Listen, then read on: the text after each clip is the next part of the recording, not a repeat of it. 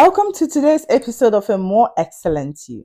Today we'll be talking about the difference between self-love, pride, self-absorption, and bad behavior disguised as healing.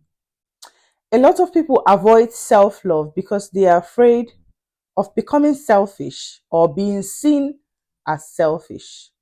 They worry that honoring their own needs will make them proud. They fear that setting boundaries will make them cold.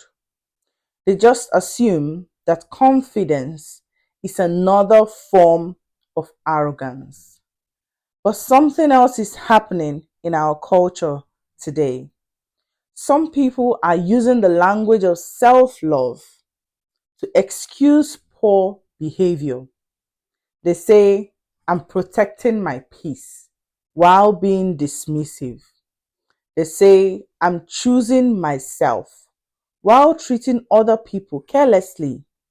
They say, "I don't owe anyone anything," when what they really mean is, "I don't want accountability." So now people are confused. Some people reject healthy self-love because they fear pride, while others call pride, selfishness, and emotional irresponsibility self-love. Today, we are separating the difference clearly. But firstly, what is the psychology behind this confusion? The reason behind this confusion is because all of these behaviors appear to involve self-focus, but the internal motivation is completely different. Healthy self-love comes from wholeness. It says, "I matter. I can honor myself truthfully." While pride comes from ego protection. It says, "I must preserve my image even against truth." Self-absorption comes from an excessive internal fixation. It makes every situation revolve around personal feelings, personal interpretation, and personal comfort. Then there's another layer: pain wearing the language of healing. This is where someone's unresolved hurt can become harshness. Their fear becomes control. Their avoidance becomes boundaries. Their emotional immaturity becomes protecting peace. So the issue is not the words that people use. The issue is whether the behavior reflects wholeness or woundedness. How does this show up in relationships? Because relationships can reveal the truth quickly. Healthy self-love helps you communicate clearly. It allows you to say, "That hurt me. I need space. This no longer feels healthy. I need us to address this honestly." But unhealthy self-focus often distorts this. For example, someone may suddenly withdraw, may suddenly ignore messages, speak harshly, or dismiss another person's feeling and call it self-protection. But if your healing consistently leaves people feeling dishonored, confused, or emotionally mishandled, something deeper may be happening. Self-love should improve how you relate. It should not make your communication colder. It should make it clearer. It should make your boundaries healthier, not hostile.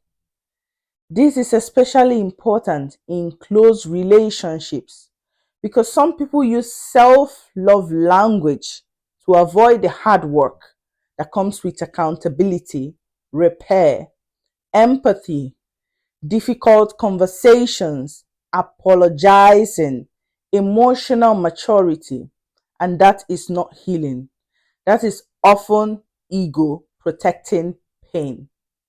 So what does healthy self-love actually look like in practice? It looks like honoring yourself without violating other people's dignity. This means you can protect your peace without punishing people. You can choose distance without disrespect.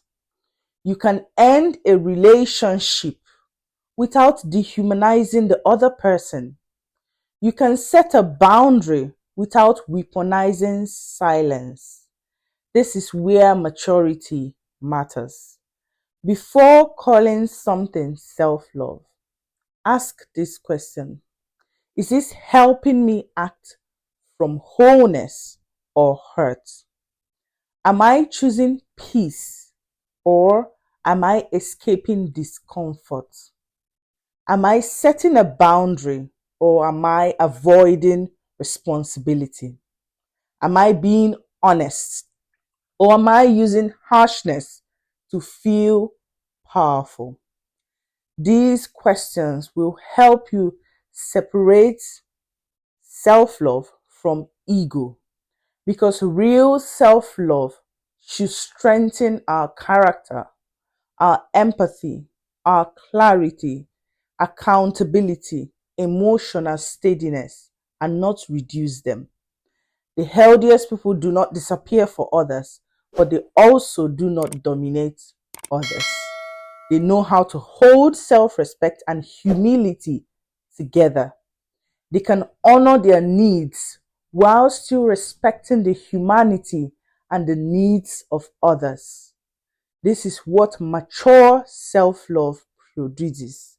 Not superiority, not selfishness, not emotional carelessness, but truthful self-respect with relational wisdom. Thank you for staying with me to the end. Don't forget to like, to share, and to subscribe. But before we go, here's a reflection question for you. Have you ever mistaken bad behavior, emotional avoidance, or relational carelessness for self-love? And even more honestly, have you ever used healing language to protect pain instead of build maturity? Think on these questions. Until next time, bye for now.